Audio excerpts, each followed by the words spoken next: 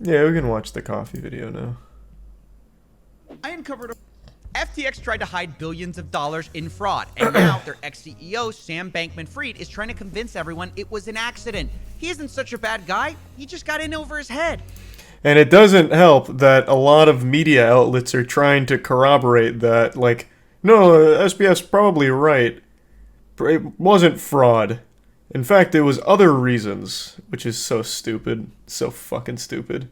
And already there are financial commentators like Kevin O'Leary willing to vouch for him. I just think he's a very interesting individual. Over time, we'll peel this onion, find out what happened. I don't think that guy has an evil bone in his body. Now, it may not surprise you, so but Kevin sweet. O'Leary is a paid spokesman for FTX. But even unpaid sources have parroted his claims. Take, for instance, the New York Times. They quote SBF saying he was just distracted, and that's why FTX fell apart.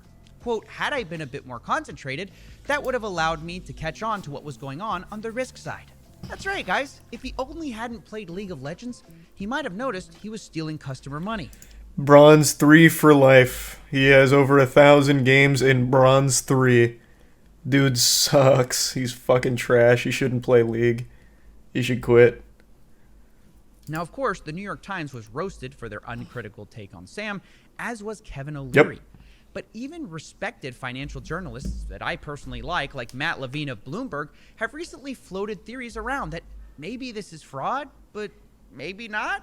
Quote, I don't want to minimize the likelihood of intentional fraud and theft, but I want to say that the story of FTX also reads like what would happen if you and a few college friends set up a gigantic international financial exchange. Your friends are traders and engineers, not accountants and compliance officers. They're running a huge exchange and are too busy for paperwork. They move fast and break things. Now, stories like that, to me, leave me wondering. What the fuck? Well, was this fraud at all? Or was it just a couple of college grads who didn't know the value of an accountant? Could be either one, right? And I want No, I don't think so. I don't think in any world this is just like a whoopsie-daisy.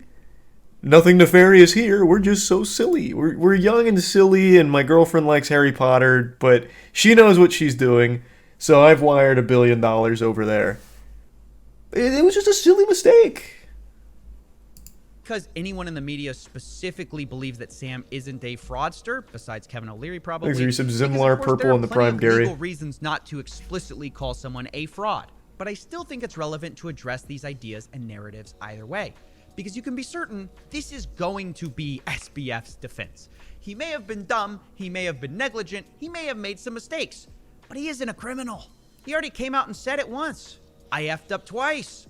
But instead of mentioning fraud, he says it's because of poor internal labeling that FTX fell apart, which I mislabel things all the time. And in a way, that's a compelling, simple explanation. Don't attribute I just to malice don't think what you so. can attribute to stupidity. Well, that's In this fair. case, That's a fair point, don't attribute actually. to fraud what you can attribute to a polycule of 20-year-olds in the Bahamas getting in over their heads. That is basically what he wants you to believe. And so I'm here to answer that question. Could it possibly be that FTX is just a story of negligence? Well, the short answer is no. And the long answer is hell no. Since FTX unraveled, I've been speaking to Alameda insiders, FTX insiders, even people who called out FTX months ago, like short seller Mark Cohodes. And the one thing I'm positive of after all of it is that Sam is probably the greatest con man of our generation. No shot. The greatest con man of our generation can't even get out of Bronze 3? No. Sam is the luckiest con man of our generation because so many people were blinded by the crypto hype and FOMO and getting into FTX early to try and make as much money as possible off of this whole trend without ever fully understanding it. So they got tons of money quickly. I don't think he had any level of cunning. He was simply lucky. It's just because he was in the crypto space as it exploded and got a very strong position in it, which led to just tons and tons of money snowballing out of control. I think everything about SBF breathes that he's not some con man savant genius. Just a kid who got lucky. Now, if he was Silver 3, even Silver 3, maybe then I'd be a little more inclined to believe that he knows what he's doing and is some evil mastermind. But 1,000 matches in Bronze 3 of League? Nope. You're not convincing me of that. This guy's a fucking idiot that fell into this success. The only real question I have is why did it take us so long to find this out? Now, as I share the evidence that supports this claim, bear in mind, compiling a complete post-mortem on FTX is admittingly difficult. A paper shredder leaves behind better evidence than Sam Bankman fraud. Sorry, I mean freed. Well, not freed for long. He's going to probably be in jail soon. But until that was a cheat section. Just understand that I don't have the full story yet. Nobody does. Even the people who have full access to the back-end evidence are still puzzled. In fact, the main person tasked with handling the FTX bankruptcy process also handled Enron, which is the definition of complicated corporate fraud. So you'd think it'd be no big deal, right? Nope. FTX is worse than Enron. Quote, never in my career have I seen such a complete failure of corporate controls. Not only that, he says that everything Welcome to crypto. SBF in the way of evidence he has, quote, no confidence in, which, isn't great. This is probably because A, Sam has lied, and B, it sounds like everything in his empire was a mess. Allegedly, FTX was approving expenses with, quote, personalized emojis, and that Sam was communicating with disappearing messages that were set to auto-delete after, quote, a short period of time. A system used by innocent people every day. It's not him being a fraud and trying to hide things. This is just something that me and you always use. Fucking little dead man switch for all of our messages. Oh my god. Fucking unreal. Thanks to resub, Head It and Silver Spirit. It is so foul. Things like Wall Street Journal and shit saying like, well, it probably wasn't fraud. I think he's just a misunderstood kid who wasn't getting enough sleep, or, people just lost confidence in him for some reason. I don't know why. That's why FTX failed. Nothing else. Not only that, Sam encouraged employees to do the same. So understand that we don't have a full picture of what happened yet, in part because, well, they deliberately... Oh yeah, to be fair, yeah, that's not a dead man switch is like something that sends out once someone's gone. It's like insurance. Like, I have all of these blackmail documents, and if my heart rate isn't what it normally is, it'll send it out.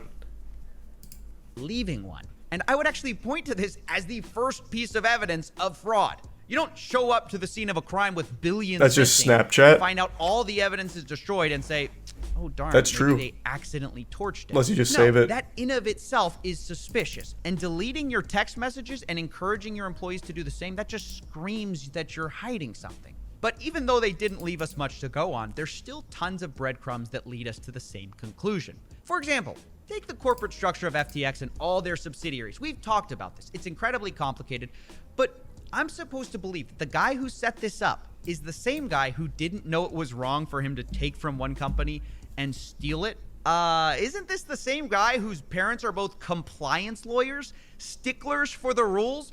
You're telling me that guy doesn't understand what basic fraud is? Incidentally, this is actually why Kevin O'Leary thought this was such a safe bet. I'm a paid spokesperson. Yeah, the compliance lawyers. And a shareholder there too. And this is both his parents. Because he has two parents that are compliance lawyers. If there's ever a place I could be that I'm not going to get in trouble, it's going to be at FTX. Yikes. And yet, even after being defrauded, Kevin says, given the chance, he'd bet on Sam again. Oh my god.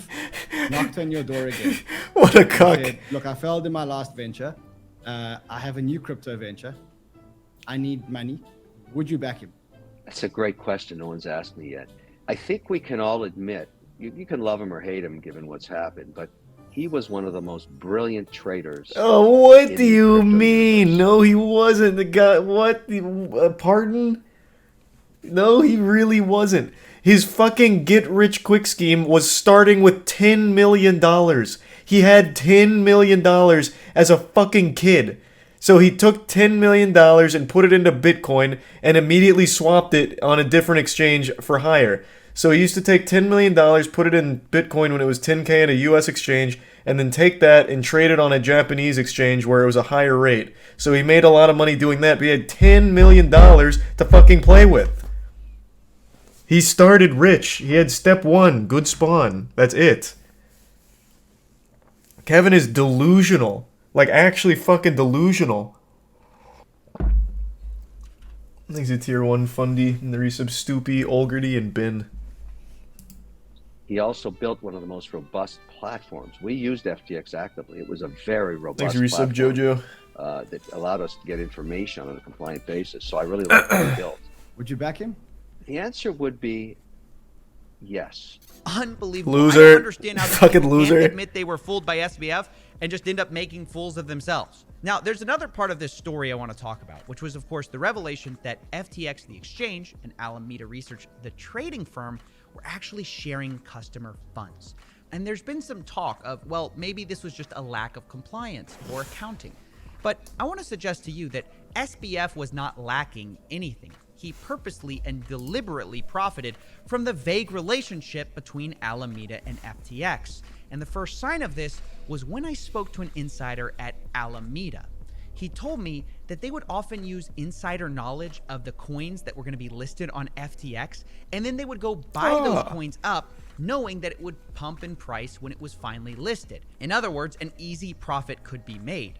This, by the way, is similar to what happened on Coinbase, and 3 people were arrested for insider I actually trading in remember that. case.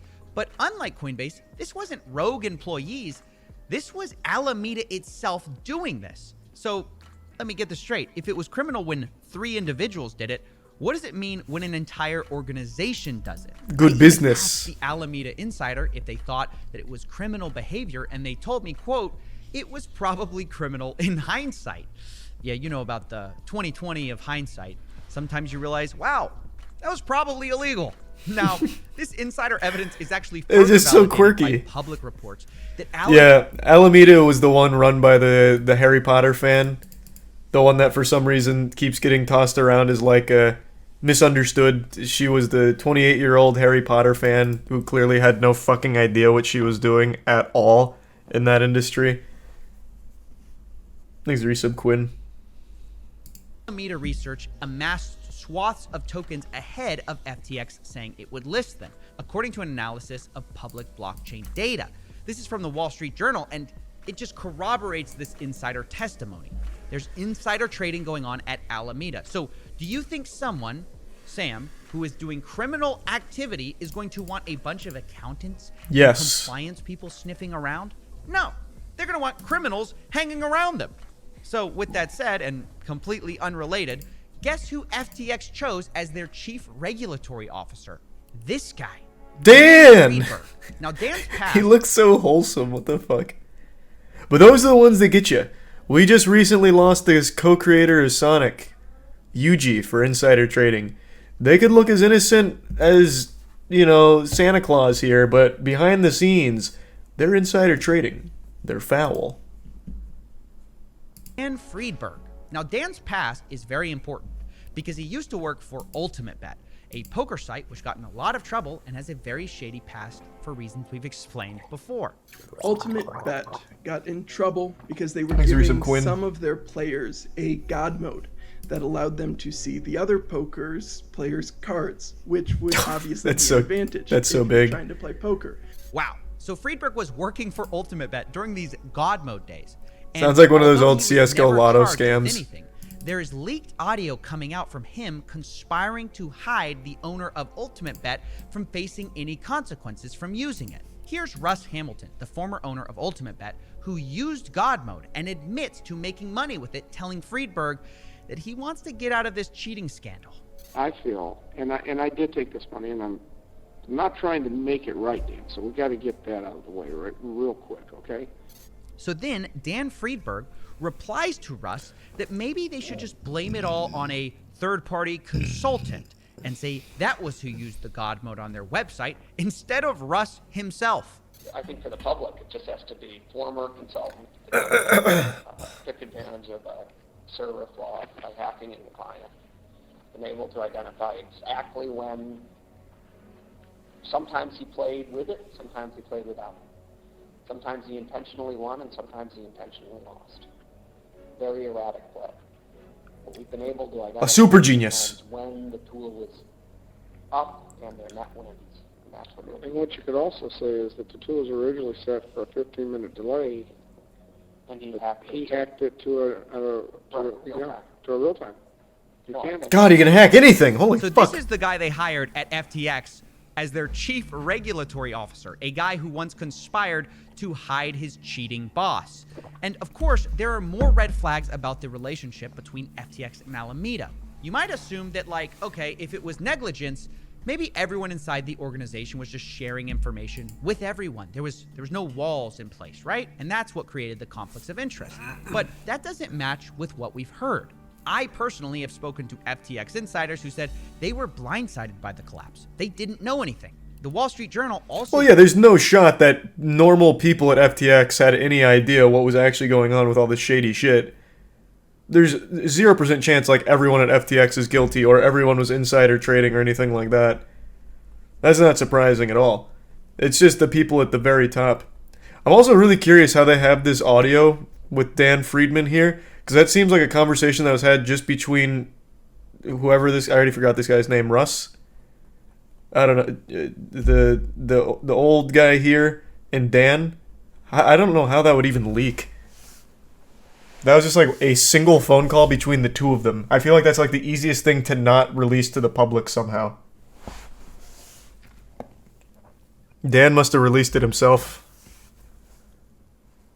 There's the Prime Maya Galamidis and the resub Mahali. Room was bugged. I guess that's possible. Yeah, maybe. They were streaming the call. Yeah, they were doing it on Ultimate Bet. The morons did a lot of comms on Discord. You talking about FTX? Because this guy's way too old for Discord. No shot he was on Discord. I think he's a prime cold steel. Reports that FTX employees were completely in the dark, which corroborates that. So FTX employees had no idea what was going on at Alameda. Meanwhile, the Alameda employees, on the other hand, knew exactly what was going on at FTX. They had back-end access. So this relationship wasn't uncontrolled, it was one-sided. Back to the God mode analogy, it was almost as if they specifically set up their crypto exchange to be pilfered by their traders without anyone knowing.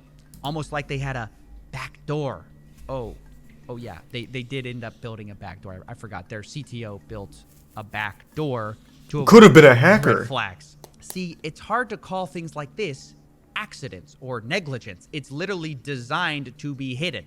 Alameda had a one-way window into FTX to steal whatever they wanted from client funds, and I do mean steal, not misappropriate, not negligently lose, steal. But unbelievably, the way it's quoted in like the New York Times, you'd think this was some kind of loan they took out.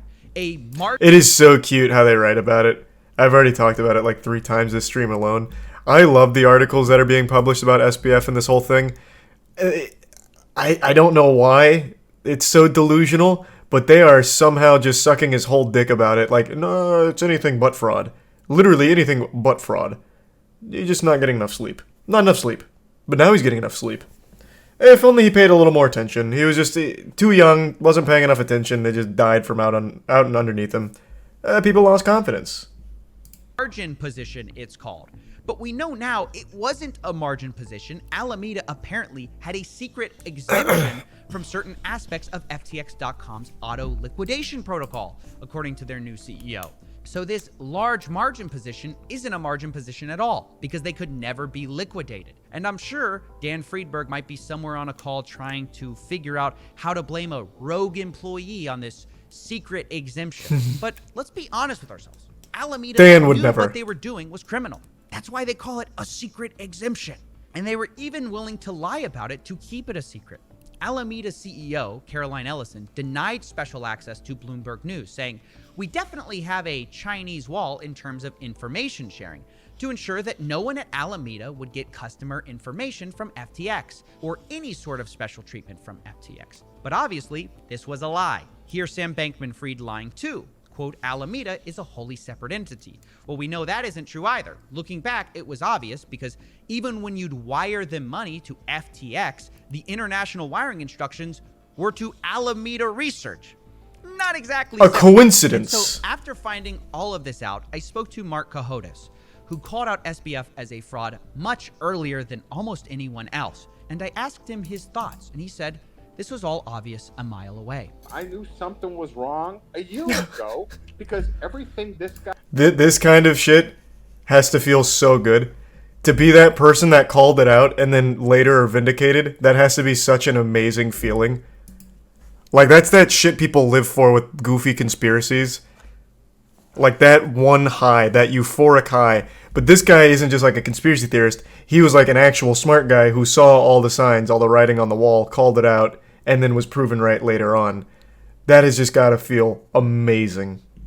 Guy said, and you can play all his interviews back, nothing added up.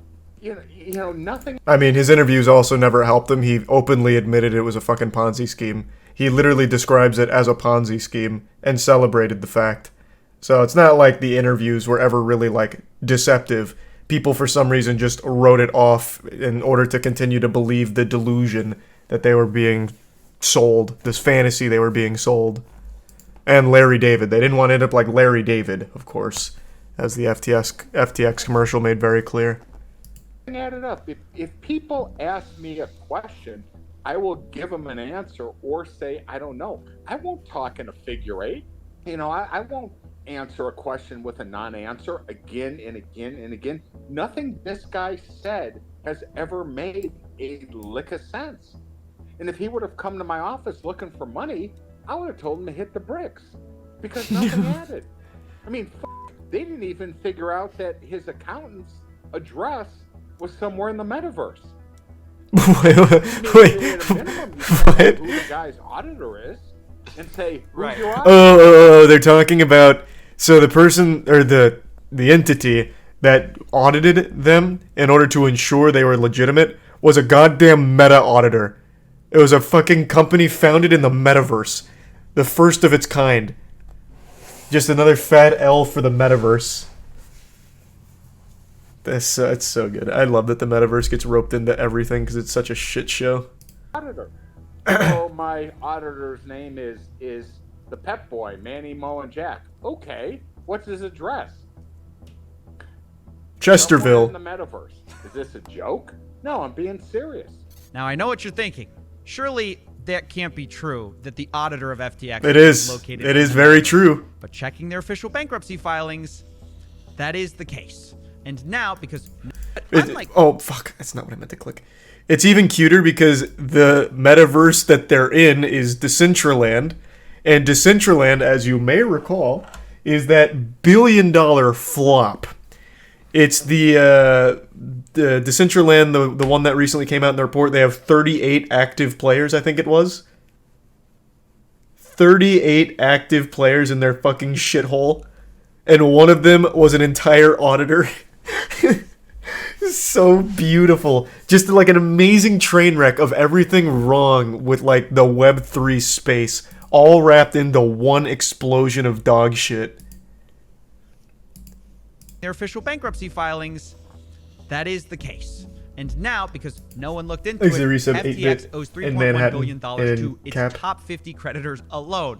And I guess if they have complaints, they can go to the metaverse and ask about it. I'm just kidding. Well, kind of. I actually don't think they probably take complaints in the metaverse. Either way, the question of was Sam Bankman-Fried a fraud is not much of a question at all. The real question is, why did so few people catch on early, and why didn't the media catch on sooner? I'm not sure. And why aren't they admitting it now? Political donations or this whole story about effective altruism.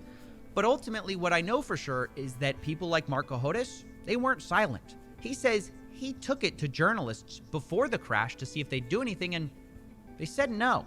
I went to Bloomberg with my pal who I was working on this thing with, and we laid it out to five ladies on the crypto team, and they passed, and they said it would be too much work, we'd lose access, it's bad for business, right? They'd hang up on us if we asked these questions. Well, at least I had the questions. Wait, Bloomberg denied a story with you because they thought it would lose them access and it was too much work? Yes. Bloomberg L. When? Unlucky. When did this happen? This happened in July. This happened in early July. They had everything. Wow. They also said, but I didn't want anyone fired. So I didn't give them this. They said it was bad for business, i.e. advertising. You're kidding. So they admit their conflict of interest with advertisers in the crypto space. Yes. Now, this is pretty shocking allegations, so I did want to reach out to Bloomberg for comment to see if they wanted to respond to this, and here's what they said.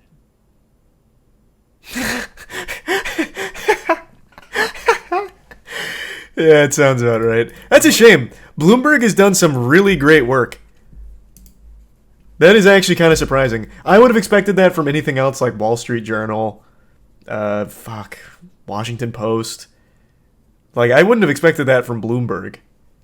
I'm pretty surprised about that. Should that claim be proven true, that is actually kind of upsetting. What a shame. But yeah, I don't know why it was ever called into question whether or not this whole SBF FTX thing was the result of fraud. I think that should have been clear to pretty much everyone that's not just reading the Wall Street Journal. A complete, top-to-bottom scammerooski. Bloomberg overall, I think, does more good work than bad work. Bloomberg was recently the publication that broke the story on Helena Taylor's misinformation. The whole Bayonetta 3 situation. Bloomberg's actually broke a lot of pretty important stories. Like, bigger stories. So, hearing that they're pretty corrupt, well, at least their crypto team is corrupt, is a little surprising. Bloomberg helps my stocks. I don't know about their stock advice. Maybe it's good, maybe it's bad. Thanks for some crummy. Is there any crypto that's not a scam? I don't know, man. I feel like it's just a matter of time. Like, every crypto is a scam. Eventually, it's revealed. Like, I don't even think Bitcoin's safe. Soon, yeah. I don't know, man. The crypto space is just nothing but scams these days. It's rough. It's fucking rough. Name a trustworthy crypto. Why are you asking me? Clearly, I don't know. The only ones I would say probably aren't a scam are Bitcoin and Ethereum. Thanks for resub Agonomics. But I feel like it's very possible in 5 years from now that shit gets rugged somehow. Like, there's just no fucking telling. Literally no telling. Doge used to be pretty legit. What the fuck? See, this is that shit I'm talking about. Doge was literally started as a meme. It is a celebrated meme that got big because Elon's such a shit poster. There's nothing legit about Doge. It is very openly a nothing burger that made people money from following Elon's shitpost. It's not like a real thing. Thanks to the resub, Heartless. 99% of people in here don't know what blockchain is. 99% of the crypto space doesn't know what the blockchain is. It's just a buzzword in order to get some quick cash and rug. Thanks to the resub, Pablo and Mayo. At least people have mostly stopped talking about NFTs. Yeah, NFTs seem super dead. Justin Bieber's $1.3 million Bored Ape that he bought last year, or I don't even think it was a full year ago, is now worth like $70K and dropping. While all of them are just hitting the shitter. It's about fucking time. That is so great to see.